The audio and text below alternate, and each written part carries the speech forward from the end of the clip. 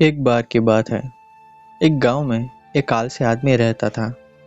वह कुछ भी काम नहीं करता था और पूरे दिन पड़ा रहता था। वह पूरे दिन यही आस में रहता कि उसे कहीं से बस खाना मिल जाए।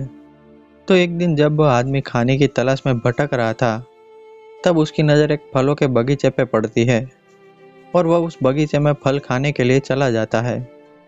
वह फल खाने के लिए बगीचे में एक पेड़ पर चढ़ ही रहा था कि वहाँ अचानक उस बगीचे का मालिक आ जाता है और वह इस आदमी को पेड़ पर चढ़ता देख गुस्से से लाल हो जाता है और डंडा लेकर इस आदमी की तरफ बढ़ने लगता है। अब आलसी आदमी इस बगीचे के मालिक को अपनी तरफ आता देख डर जाता है और जब तक मालिक इस आदमी तक पहुंचता, तब तक वह आदमी पेड़ से उतरकर जंगल की ओर भाग जाता है और जंगल में जाकर कहीं छुप जाता है। थोड़ी देर बाद वह आदमी वहां से निकलकर अपने गांव की ओर चल देता है। पर जब वह अपने गांव की ओर जा रहा था, तब उसे जंगल में एक लोमड़ी दिखाई देती है जिसके दो पैर नहीं थे और वह एक जगह पर बैठी हुई थी। उस लोमड़ी को देखकर इस आदमी के मन में विचार आता है कि यह लोमड़ी बिना पैरों के शिकार कैसे करती होंगी और खुद को दूसरे जंगली जानवरों से कैसे बचाती होंगी। और तो और यह इतने घने और विशाल जंगल में अब तक जिंदा कैसे है। और यह आदमी यह सोच ही रहा था कि तभी वहाँ एक शेर आ जाता है और शेर को आता देख वहाँ के सभी जानवरों में भगदड़ मच जाती है और यह आलसी आदमी भी अपनी जान बचाने के लिए एक पेड़ पर चढ़ जाता है। पर वह लोमड़ी अभी भी वहाँ पर बैठी हुई थी क्योंकि वह कुछ नहीं कर सकती थी।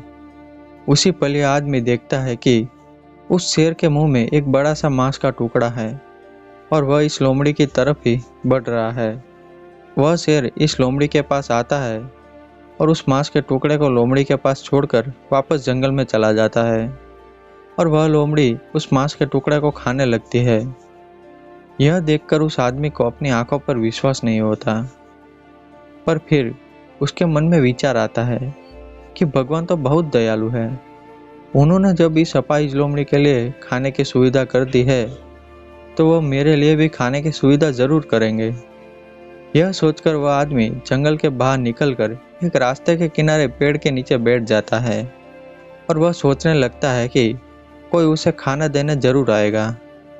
पर 2 दिन तक इंतजार करने के बाद भी वहां उसको खाना देने के लिए कोई नहीं आता। 2 दिन तक कुछ भी न खाने के कारण अब उसकी हालत ऐसी हो चुकी थी कि वह कमजोरी के मारे हिलडुल भी नहीं पा रहा था। कि तभी वह देखता है कि एक विद्वान गुरु उस रास्ते से गुजर रहे थे। तो इस आदमी ने अपनी पूरी ताकत लगाकर उनको आवाज लगाई कि हे महात्मा, कृपया मुझे कुछ खाने के लिए दे दीजिए। मैंने 2 दिन से कुछ भी नहीं खाया। और इस आदमी की यह बात सुनकर उस विद्वान गुरु ने उसको अपने पास रखे कुछ फल खाने को दे दिए और पीने के लिए पानी भी दिया।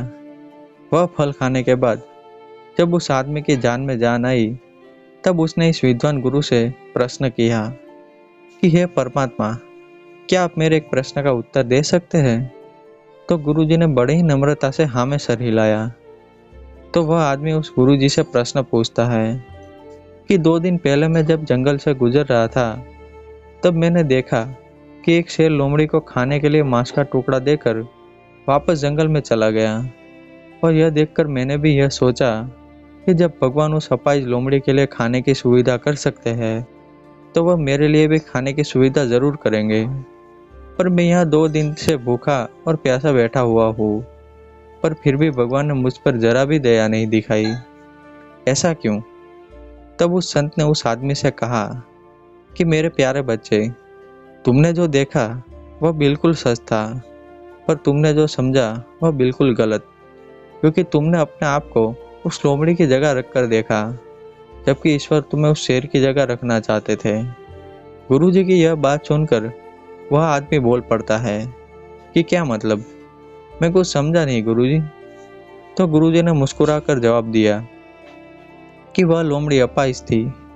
वह ना तो चल सकती थी, ना तो दौड़ सकती थी और ना ही अपने खाने के लिए खुद शिकार कर सकती थी।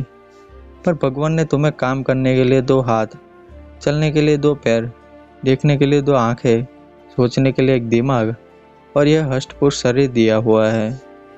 तो तुम अपने लिए खाने की सुविधा खुद कर सकते हो, पर यह लोमड़ी नहीं। इसलिए तुम्हें अपने जीवन में खुद परिश्रम करना चाहिए, ना कि भगवान भरोसे बैठना चाहिए।